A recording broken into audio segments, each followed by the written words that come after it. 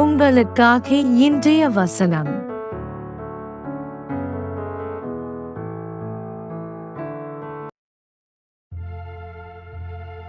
சமாதானத்தின் தேவன் தாமே உங்களை முற்றிலும் பரிசுத்தமாக்குவாராக.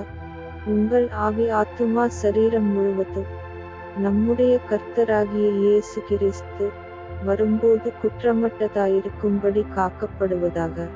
1 தெசலோனிக்கேயர் 5ஆம் அதிகாரம் 23வது வசனம்.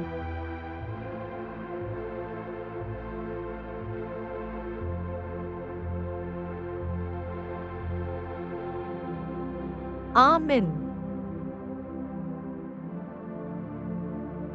And the very God of peace sanctify you wholly. And I pray God your whole spirit and soul and body be preserved blameless unto the coming of our Lord Jesus Christ. 1 Thessalonians chapter 5 verse 23.